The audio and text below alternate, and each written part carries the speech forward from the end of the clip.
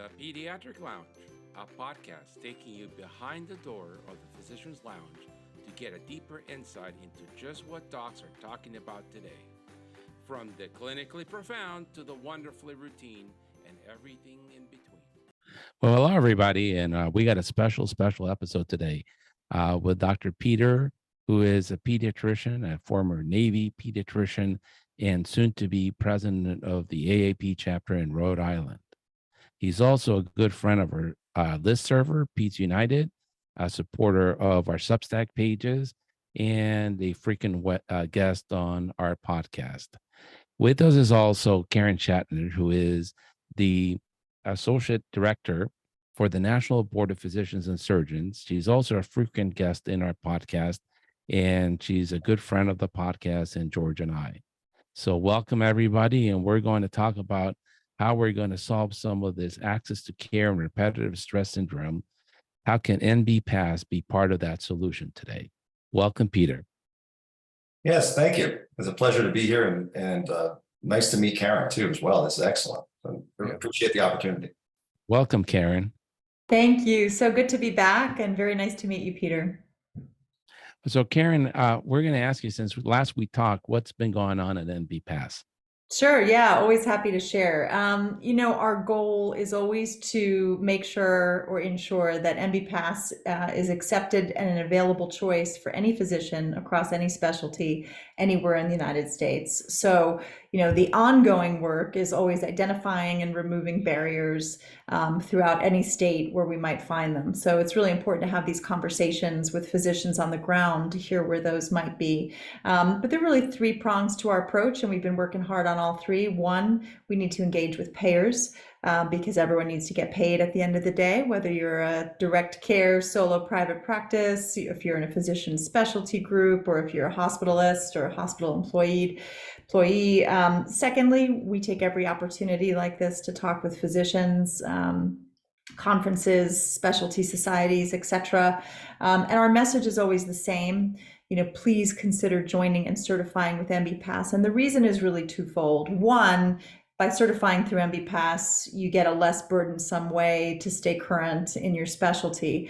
But certifying with us is also a point of advocacy. It's joining a movement. So NBPAS is a pathway. It's also a movement. And, because of physicians who have joined and added their voice to what we do, we've really moved the needle. I don't know that the other certification organizations would have made changes without some of the external pressure that we have provided since our physician founders, started NBPAS in 2015. So that's really important, these physician conversations. And then finally, we've seen sort of an increased urgency in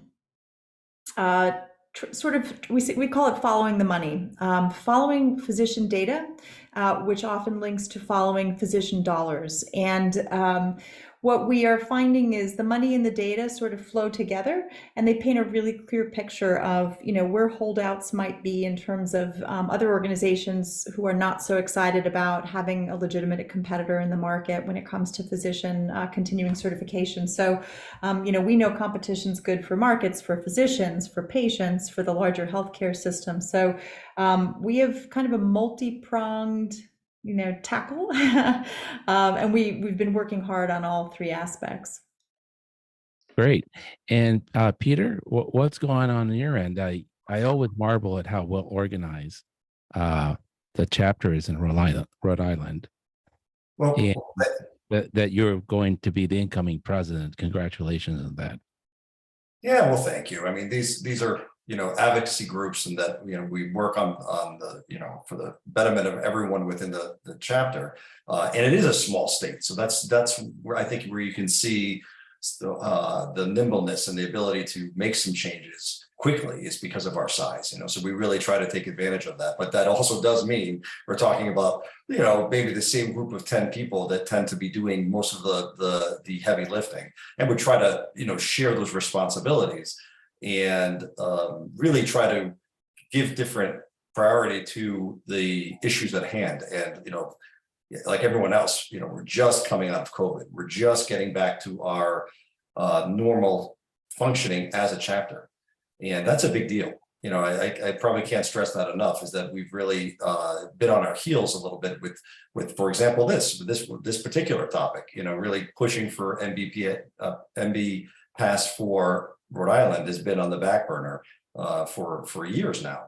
But no, it's time to ramp these things up, refocus, re-energize, and get some things done. So I'm hopeful that I can get enough people in Rhode Island excited about this. And we work closely with the Rhode Island Medical Society, which is a much bigger group with much more resources.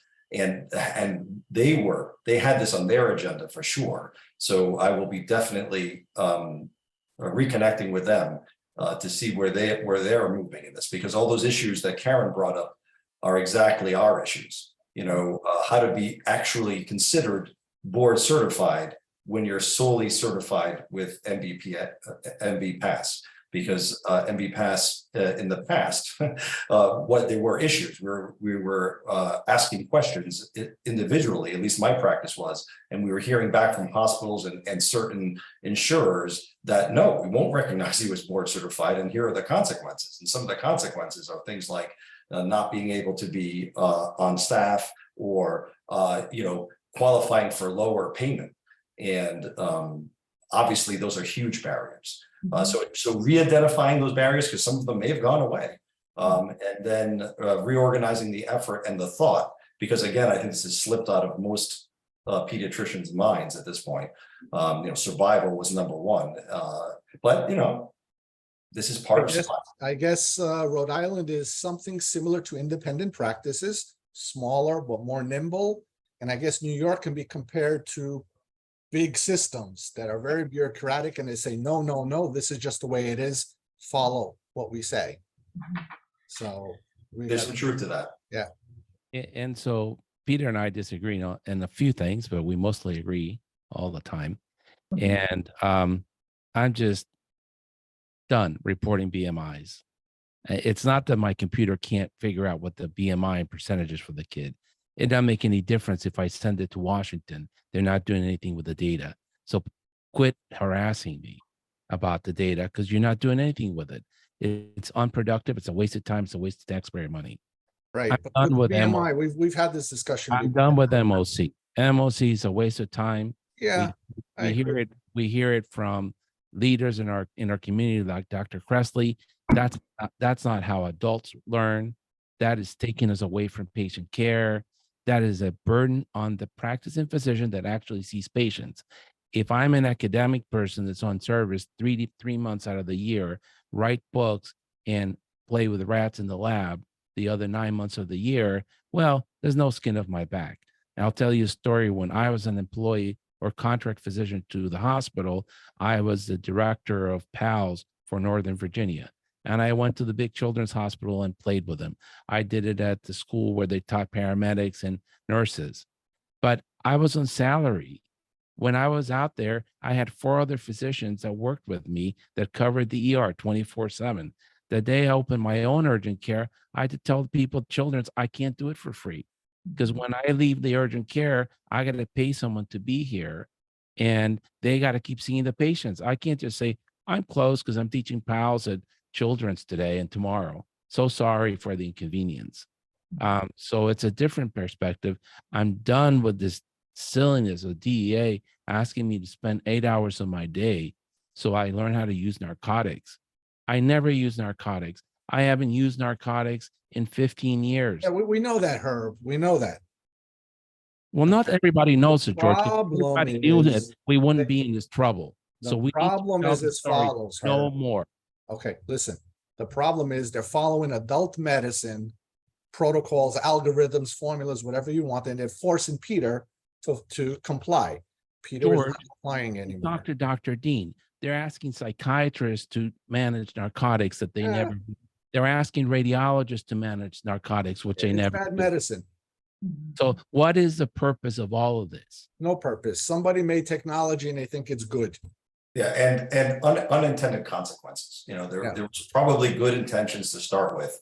For example, with the DEA thing, the idea was this is part of the way to address the opiate pandemic. And, obviously it's wrongheaded and it should be better directed. And they have, in some ways, developed, at least for pediatricians, some, training that's pediatric specific. And it was pseudo interesting. It's not nice to be forced into doing that type of thing. But for me, and I get it, when you have multiple of these things, eventually, especially again, the main message to everyone should be, our healthcare system almost died. The pandemic almost killed us. That message is like, people have forgotten this whole thing where, the New Yorkers used to come out on the balconies and applaud the doctors and nurses coming home. That injury and that problem just doesn't go away from one day to the next. And so instead, they should probably suspend as many as possible hoop jumping for doctors for, I don't know, 2 or 3 years. Why not do that? If I had a magic wand, let's just suspend some of this hoop jumping nonsense. Yeah. And there is a lot of hoop jumping. And what George is saying is correct as far as the adult model, when you're describing about value-based payment, that's coming right from CMS and Medicare. And Medicare has no implication on how we practice. We're just getting shoved into that square peg to get paid. No increase in fee for service. If you want more money, you have to do value-based. If you want to do value-based, you've got to report whatever the heck they tell you got to report. And it's big systems. And Rhode Island trying to object against this big system is not going to work. Never mind my practice. So there are some hoop jumpings that I just have to kind of take on the chin. But when I can and we have the opportunity to push back, we should. So while I agree with everything we're about to say, those are all very valid concerns. What are we going to do about them? Well, for Mock, I think there is a path forward. It just makes this is self-inflicted wound. This is us. This is the government doesn't necessarily want to tell us how to board certify. They're happy to have us self-govern. Yeah. Let's do that right. Come on. That's so basic an issue. We're getting in our own way. And either people are somehow misunderstanding the situation or benefiting from the situation. Those are the only two reasons why it continues like this. Well, the misunderstanding part, Peter, is a general doctor thing. It has to be perfect, it has to be analyzed, super analyzed, and deducted. The other people that are benefiting is who? The computer companies that create all that technology that's super expensive. I'm doing the MOC right now. It's really impressive technology what they got there. Right, but I bet it has to be paid. The biggest issue is it has to be paid, but the biggest issue is transparency. I don't know. My feeling is from what we can gather from what is public is that there's a huge war chest right now of money at the American Pediatric Board level. Never mind the national board, but the American Pediatric Board level. They have a huge amount of money that they're willing to spend on all kinds of research that we have no idea about. We don't vote on, we don't review, it doesn't affect us, and it has nothing to do with recertification of doctors. It's their boards. Their board decides what they spend, where they spend their money on what research. And of course, as we all know, the very obvious things where it's kind of becomes almost embarrassing and somewhat unethical and dangerous is their own salaries and their own benefits. I mean, there's no oversight of this. This is not okay. Unless we're completely wrong and we have the wrong information, they have a lot of money. What are they doing with it? So forget about the costs because apparently they have tons of money. Yeah, and the interesting thing is I can't hire pediatricians because of loan forgiveness, that they can't come to my office because I'm not a federally qualified health center or a non-for-profit or whatever nonsense. Yeah, okay. So why doesn't the board start a loan forgiveness program? Well, they did. They made a whole new loan forgiveness program that they did, but it's only good for specialists. Well, that wasn't the board. That was the AAP and the government working together. We're talking about the ABP, which is a standalone not-for-profit organization where the pediatrician CEO. Now everybody's the CEO, and I am the CEO of this podcast too, co-CEO, George, and he pays himself $800,000 a year, while the starting salary, according to Sue Cressley, for a pediatrician in Wisconsin is $120, and the starting salary for a pediatrician in Rochester, New York is 140,000, and the starting salary for a pediatrician in Northern Virginia is $160,000, and you cannot buy a townhouse for less than $600,000 in Northern Virginia. That is a crime committed by one of us against all of us. And they have millions of dollars in reserves that they could use to help young medical students who are passionate about pediatrics get free medical education. That is part of the solution to our shortage of medical primary care physicians.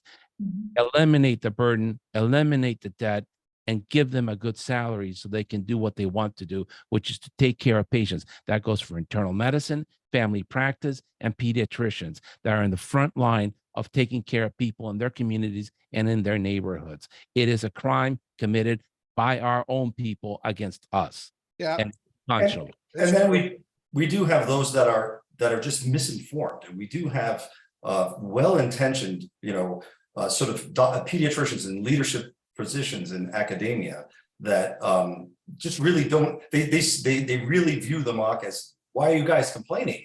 It's a really good way of staying keeping up your skills and thinking about problems, and we're on the same team. But they don't seem to understand that that when you're not in academia, that these are big costs and a big time suck, and we don't have the time to donate to these extra efforts. Like almost every other part of the mock, besides the computer-based learning part, which is actually a good thing to develop. It's not like they can't do good things. The Mocha Peds part of the mock is not a bad thing. I actually think most of my colleagues would enjoy doing it. It doesn't have to be the cost, and it could be the only part. And again, so that's that one issue. There's the hoop jumping issue of doing the mock versus the financial transparency issue. Both are big issues. I would argue the financial transparency issue is the biggest issue, because there's just tons of money just sitting there, and and we have folks that have no accountability, that could make changes tomorrow that could affect all the pediatricians in the country, and because they want to. Why would we have that situation where folks can just make these decisions because they want to? There's no formal pathway to becoming the CEO. It's just whoever they decide. How is that a reasonable thing, that one person can just be king without any kind of true election and without any accountability? That person was completely benign. So I wasn't born in the U.S., right? And although I look old, I'm not as old as America is. But there was some king, I think King George, he's called, who got into a war because of taxation without representation. Well, there's so many good issues being raised here, and I think, Peter, you said something about the money. How is this okay? And I think one of the most important points that MBPAS likes to focus on is ABMS and AOA are non-profit 501c3 organizations, which by law, under IRS law, are supposed to be public charities, right? They're supposed to be public charities. I know the American Board of Pediatrics has a ton of money in its war chest, and that's just one, and it's certainly not the biggest. If you look at ABIM, you're talking about hundreds of millions of dollars. And this is physician money from doing MOC. And I always like to take it back, especially when we're talking with physicians, because you guys know how to read data, interpret data, and say, is this clinically proven or not? And so when anyone says, well, but it's, yes, computer programs can be impressive. Technology can be, wow, bells, whistles, this is exciting. Does it improve our patient care, our clinical outcomes? Does it make better physicians? And the data says, after 20 years of trying and trying and trying, the answer is no. There is no level A evidence that suggests any of those things. So those dollars are being required, made, saved, spent in ways that physicians have no control over. So, one of our big goals is just to constantly, remind everyone And I think it's really hard for physicians because physicians are naturally trained to constantly learn and study. And so you almost feel, I had a psychiatrist tell me, they believed that this was their theory, that physicians sort of have a psychological drive. You feel like you're doing something wrong if you're not taking an exam or taking a test or somehow proving yourself, right? But again, the data, the data, the data, right? When I bring my child to the pediatrician with a sore throat, she's not going to get antibiotics unless she's positive for strep. Why? Because of the data. We know it's why we don't give unnecessary treatment to patients. Ideally, why would we require unnecessary modules for physicians? And so it's one of the points we really try to educate people on. And I think, Peter, your other point is really, really good, that some of the people in the academic positions really are very well intentioned. I spoke to an anesthesiologist recently on another podcast, incidentally, and she said, you know, when I was young, there was so much excitement about, like, I'm going to be a board examiner. I'm going to submit questions. I'm going to be part of this process. And she said, but then, you know, 10 years down the road, you look back and say, these organizations have really lost their way. I don't want to be a part of this anymore. And so I think part of it is, you know, as physicians going through residency, the initial board certification has tremendous value. That's what makes you the pediatrician, in this case, you know, that you are. That is your specialty training. That is a very stellar, very impressive, and very meaningful credential. Unfortunately, MOC is completely separate and it's a different product. And I want to emphasize and underline and bold product. It is a product, and it's an unproven one at that. And so, you know, the more we can clear the pathway and relieve the burden for physicians, you know, that's what we exist to do. Yeah. And Karen, because this is a problem for us, right? So pediatrics is only 30% white, only 30% male now. And it's a woman problem then, because 70% are women. And they're leaving the profession 4 to 7 years after they start. They're just exhausted. And George complains about it. Peter complains about it. Kathleen complains about it. Nola complains about it in Alabama. We can't find pediatricians to hire to see the kids. I mean, George has got 25,000 kids in his roster with, you know, more than half of those being kids on Medicaid or CHIP, and he can't hire a pediatrician. And the problem here is that when we're made to jump through hoops and do repetitive actions that don't improve the care of our patients and that don't change anything that we're doing, that leads to physician disengagement. And we cannot have any more of our colleagues die by suicide. And we cannot be losing women pediatricians the way we are. And we not only have to address the debt burden, the inequity in salaries, but we also have to stop asking them to do things that don't improve the care they give to their patients. And that I think NBPAS has done some studies or has some data that shows this also leads to physician disengagement. Am I correct? I'm not sure what you mean about data or studies, but we know, I mean, from, you know, we work with physicians day in and day out. We hear from them all the time. And so, you know, we know physicians are exhausted and burnt out and have no gas in the tank at the end of the day, the week, the month, the year. And, you know, I know one of the questions you're curious about, Herb, is, you know, so why isn't NB everywhere? And, you know, the answer is because physicians are exhausted from seeing patients. And they don't have time in their schedule to go out and start lobbying and, you know, becoming political activists. It's a very, very exhausting and tiring job. And so that's what we work on, you know, from the administrative level of, you know, trying to clear the pathway. But I think what we've learned is the majority of physicians we talk to would very much want to certify with us. And the obstacles are not with certifying with MBPAS. The obstacles are are systemic, in the structures. So, if Peter is in Rhode Island, so it might be perception of hospitals in Rhode Island. And so that's what we work very, very hard to turn the tide on.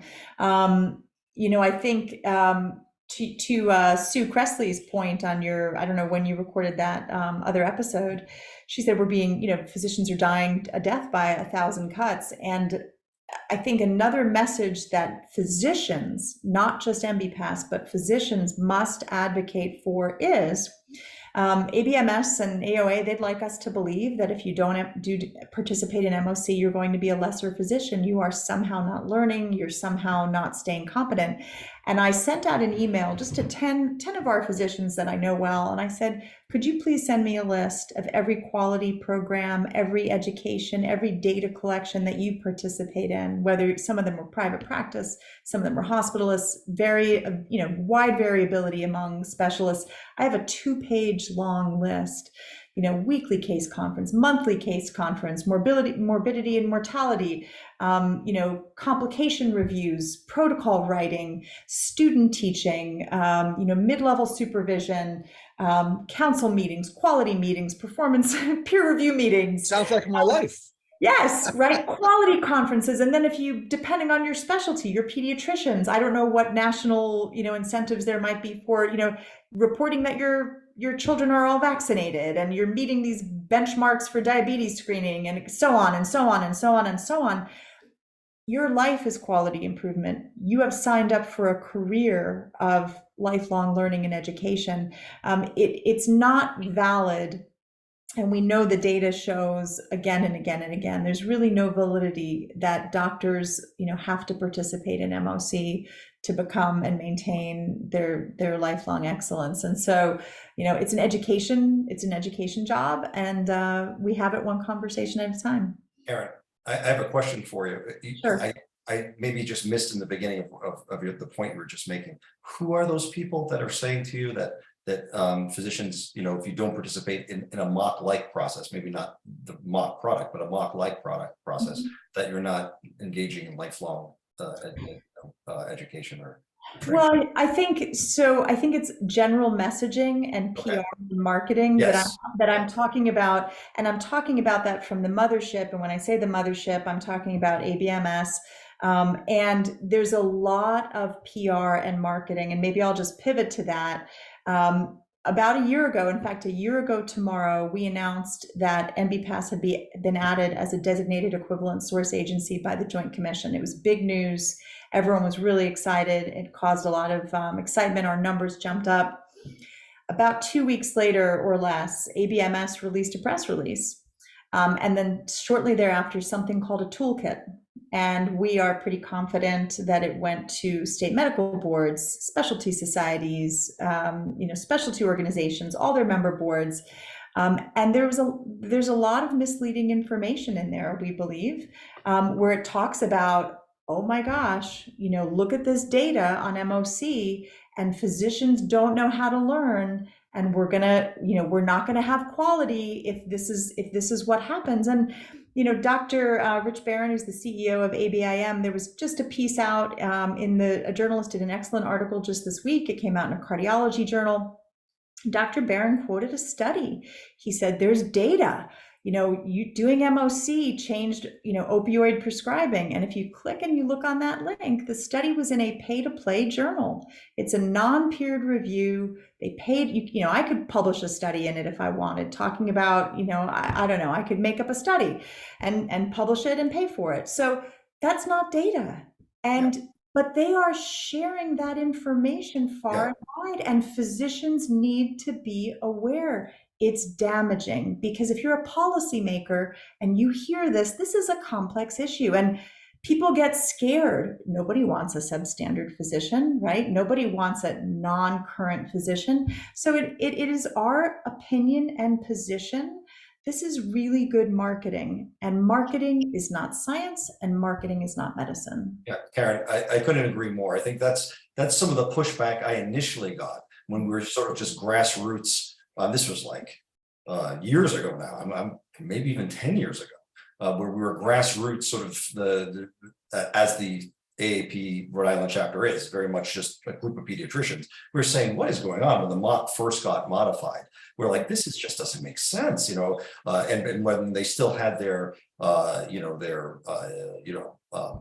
in service test center exams that you have to take. You have to go sit for an exam in a closed box, and it was just horrendous type of situation. We're pushing back. We did get a lot of pushback from people who are not benefiting from financially from the mock in any way. They really believe that this lifelong learning thing is essential. I was definitely getting that message loud and clear, and I was like, but why? I mean, I can explain what we're doing, I get your idea, but let's look at what we're actually doing and tell me how this is this really making, doing anything besides hoop jumping?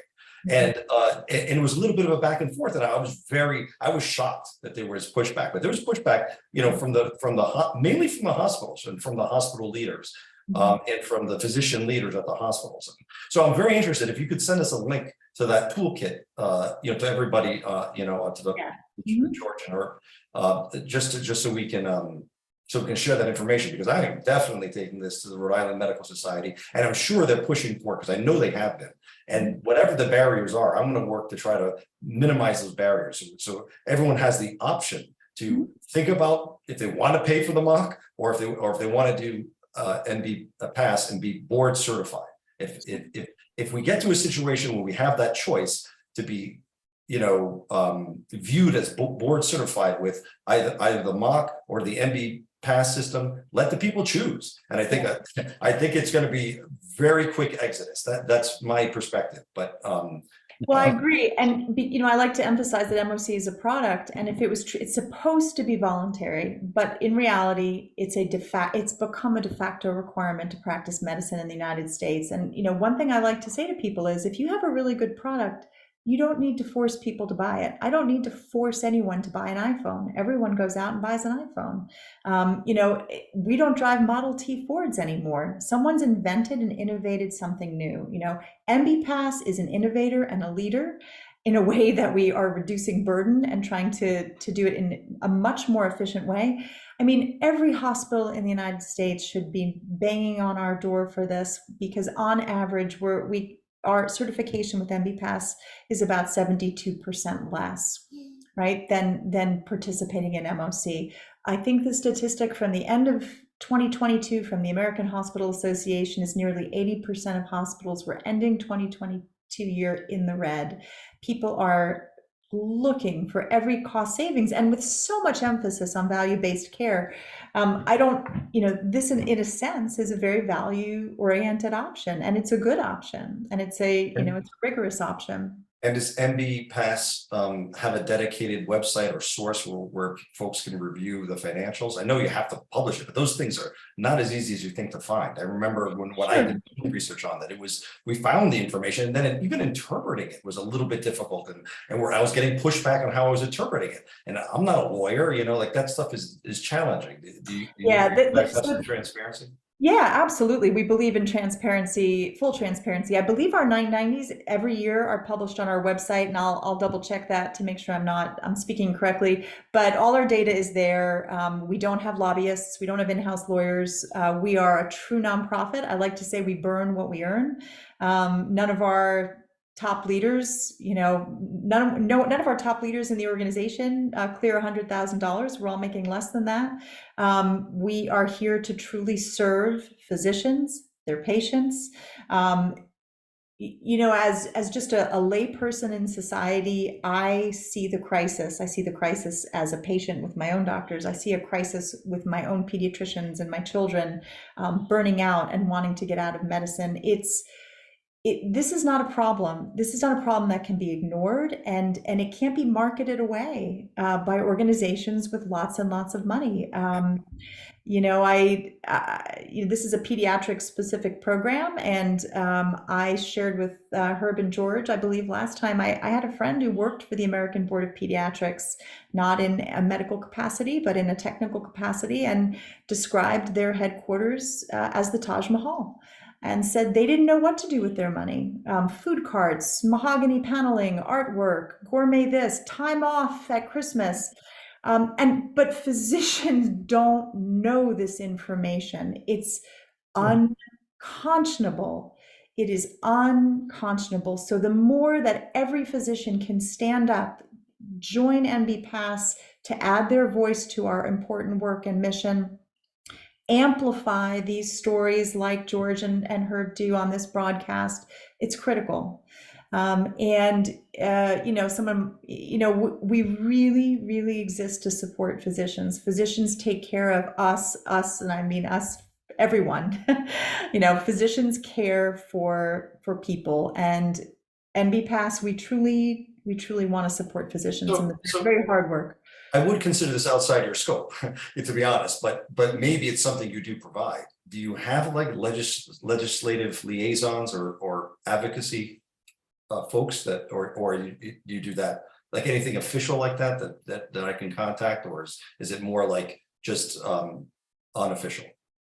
You mean in-house? Yes. Do you guys have like a division of legislative, legislation advocacy, because So I'm gonna explain to Karen a little bit. So, okay. for example, the American Academy of Pediatrics has an office in DC. Okay. That has lawyers and all the staff that is supposed to advocate for things that are important for children. And so what Peter's asking is, do you have an advocacy office for NBPAS that has a template for us to use? Sure. So you would be talking to me. You're talking. I am the department. Okay. And yes, we could certainly talk later or at a convenient time to talk about whatever you might need, Peter. Okay, because that's definitely going to happen. I mean, and I always like to say that's really how true nonprofits often run. Lean. We're lean staffed. We wear many, many hats, so I can change my hat at a moment's notice and work on what needs to be done. Very well. I'm in a level a little bit because this is not just a pediatric problem. Sure. So on the average, a big health system, whatever that health system is, loses $100,000 to $150,000 per year on primary care doctor they employ. Health systems are not very efficient, and so it's very difficult for them to be in a low margin, high volume business. I just talked to some friends in Columbus, Ohio. The local hospitals are trying to find internal medicine doctors. They're starting them at a salary of $200,000 a year, and they're giving them $100,000 sign-on bonuses so they can retire some of their student debt just to get an internal medicine doctor. That's you're not going to make that back on revenue. It's impossible. And we've already addressed how people are leaving just because they just can't stand it anymore. It's like, let me take care of my patients, or just I'm leaving. And it's affecting my friends, my adult friends. They can't get into an endocrinologist. It's affecting my dad. He called for his cardiologist appointment. They said, we'll see you in November. It's affecting the children. Good luck trying to get a pediatric neurologist in Northern Virginia. They don't even have a wait list anymore. If you have a seizure, send the kid to the ER. The rounding doctor will see him in the ER, and then they'll get a clinic appointment. That's what we used to do in the 90s. If you want to see a pediatric psychiatrist, despite the fact we have 3 or 4 medical schools within driving distance, the current wait list is 2 years. And we need to do everything: loan forgiveness, better payment for primary care doctors, more respect for primary care doctors, less hoop jumping for primary care doctors, so that we can have healthcare. Hey, Peter, I have a question for you. Yeah. Why do you think pediatricians are disrespected?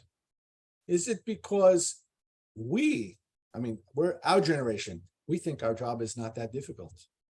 Or is it because children get better despite what we do for them? Or, you just see little kids and you just give shots to get into school? Or is it, it's just a sore throat, you take some amoxicillin and you get better? Is it because that's the message or the marketing that's out there? So the insurance companies feel that we shouldn't pay you guys. No, so I'm going to push back. I think if Yeah. you talk to Karen and you ask her if she respects the pediatrician that sees her daughter, she wouldn't say that.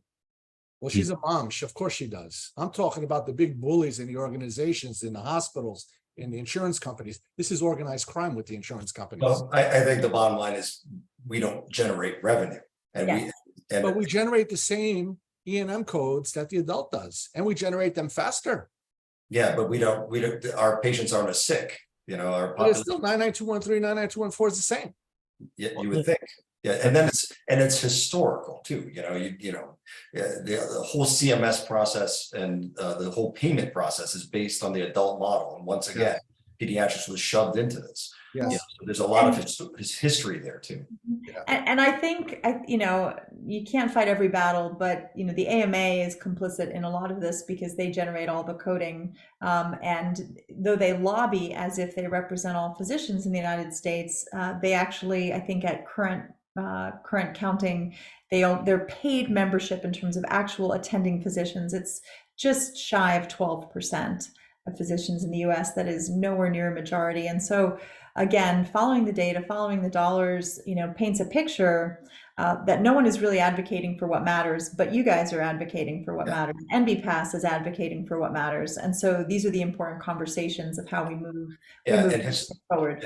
And historically, to make changes, a lot of these are government. There isn't a free market in healthcare. These are government. Everything's government regulated, so, and the people who are donating the physicians that are donating to politicians are not pediatricians. These are the surgeons and the surgical groups and the big groups, and they have money talks, and they get listened to, and we don't. And it's not a respect thing, it's a money thing, which is common for all these things. I mean, some of these big bullies are run by moms who love their pediatricians, and a lot of the doctors that I talk to that are more in my generation, I'm not doctors, I'm sorry, but administrators that I talk to, government officials that I talk to that are my generation, who are now in charge, they're they love their pediatrician and would never, and it actually does help it does win us a lot of points, a lot of respect when we bring up, the pediatricians are in peril, and I can convince them. But the idea of connecting their pediatrician to the pediatricians in the state and what's going on with pediatricians for everyone is a disconnect. They're all about their pediatrician, but you guys can go see a nurse practitioner, it's cheaper. And that's a very big disconnect that's another struggle that we have. What's good for me isn't what's good for everybody all the time, and there's a lot of different interests and influence, and the money's talking. And we're not putting in the money, and we don't necessarily have the money to put in. And right now, we don't have the energy. We don't have the people that are going to come out of the woodwork to start fighting some of these fights harder. If anything, we have less. Peter? Who's supposed to do that? Yeah, we can only advocate for ourselves. I mean, that's it. Well, and somebody asked me once, what would it take just to just have a landslide for NBPAS, on the turn of a dime? And I said, every physician simply say, no more, I'm not going to do MOC. I mean, could every physician in the US be fired? Could we, nobody could function. If it's truly voluntary, because that's what ABMS will say. They say it's voluntary. Well, the problem is a psychological issue.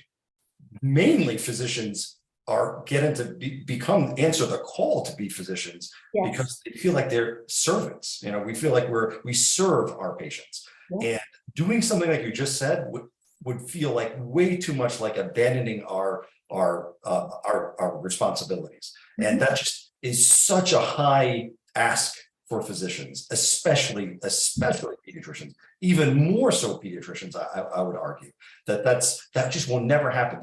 We would almost be publicly flogged in the street. Oh yeah. Oh, I would never want you to abandon your patients, Peter. I was no. MOC. I'm not even saying. I'm not saying you're saying that. I'm saying that's their. It would be. I agree with you. Yes. it's other folks' psychological, sort of what they hear from that, stop doing the mock, don't get board certified, put your board certification at risk. Those type of thoughts are just way too, provocative for most pediatricians to even remotely consider. So this idea of some kind of mass exodus is, I just would just not fly. It's just not gonna happen. It doesn't have to be a mass exodus, and we are right. Pediatricians are extremely conservative, which is odd because in social agendas they're very liberal, but as behavior we're very conservative, and we don't want to rock the boat in any which way. We Take big risks. we don't want to give a child antibiotic unless they really need it, because they might get diarrhea, they might get anaphylaxis. Always doing less is better with kids, and so that's just our nature. But I could bet you almost $10 that if half the pediatricians in Rhode Island wrote a letter, they all signed it together to United Healthcare and said, as of January 1st of 2024, none of us will continue with MOC. We're going to NB Pass, and we urge United Healthcare to adopt the military and the FAA process, which is if there is an event, a near miss, we will all review it and we will all learn from it. But if you need to kick us out of your contract, January 1st, 2024 is the date. Well, and is that even a thing? Is National United not recognizing NB Pass? State by state. I don't Yeah, I believe in can't- mass, to tell you the truth. I Yeah, think I it's can't- just the message that's out there, the boogeyman. Yeah. There's a lot of misunderstanding on the payer side. We have many MB-Pass physicians who have really good relationships with United Healthcare, United Health Group. And one of the most common misconceptions out there is there's a difference between board certification and verification of board certification versus what's called primary source verification, which is what all insurers require. It's what the national accreditation standards require, which simply means that whoever is looking at a physician to credential them, whether it's a payer for enrollment in network, whether it's a physician for employment in a hospital or a job, you have to verify their credentials from the primary source. And what was so important about MB-Pass being added as a designated equivalent source to the Joint Commission is we are now an equivalent pathway to verify that for physicians.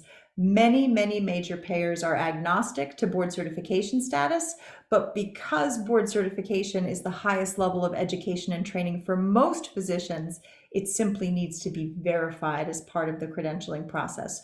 So rank and file credentialers will look at their policies and procedures and they'll see verify through ABMS because ABMS is a primary source.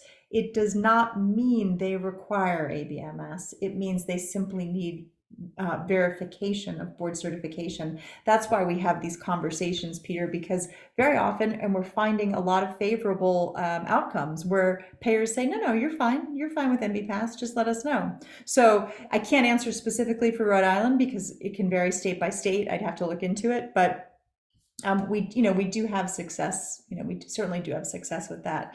I think, I want to circle back to one really critical point that Peter brought up, which is physicians don't want to give up their board certification. And that's really the kicker, because physicians should not be able to be stripped of their board certification credential for not participating in MOC. And that's not just the position of MB-Pass. The Department of Justice weighed in on a piece of pending legislation in the state of Maryland for us back in 2018. And they said physicians should not be allowed to have their credential removed. And I always use the analogy of lawyers. If you told a lawyer you were going to remove them from admittance to a bar in their state after they passed a bar exam, it would be like DEFCON 1. They would never stand for it.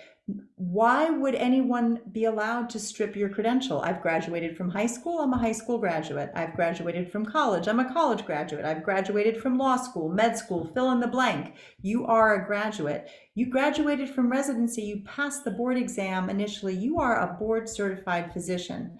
MOC, continuing education, we believe should be an entirely and completely separate credential, which speaks to that point you make, Peter, which is, look, you're not giving up board certification by coming over to NBPAS.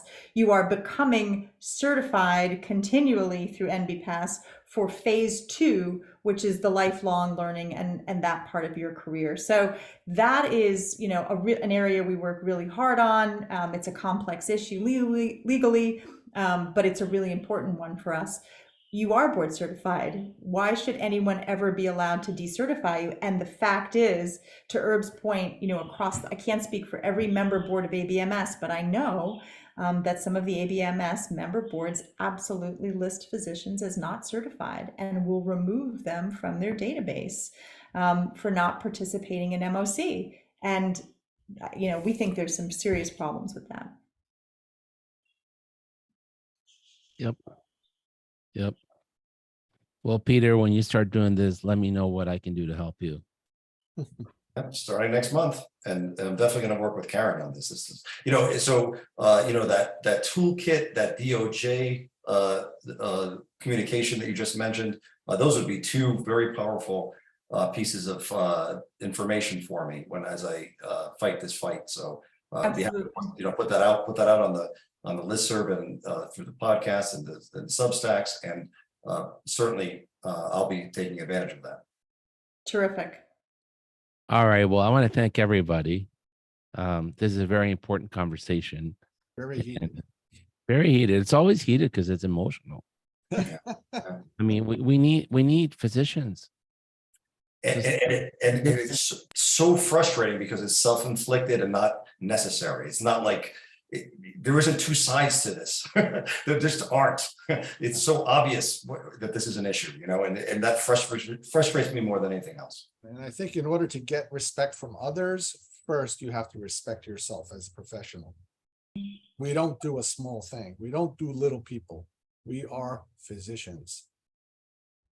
Well, we do the future of the country, which is. But we do have the future of the country. I mean, little people will become big people with problems if we don't fix them. Yeah, they become big people right in front of us. Yeah. Well, Peter, we'll let you go on to your boat. It is a nice day here in Rhode Island. He's going on the boat. I'm going back to save the world one kid at a time. And how about you, Karen? You're going to the pool next, I guess.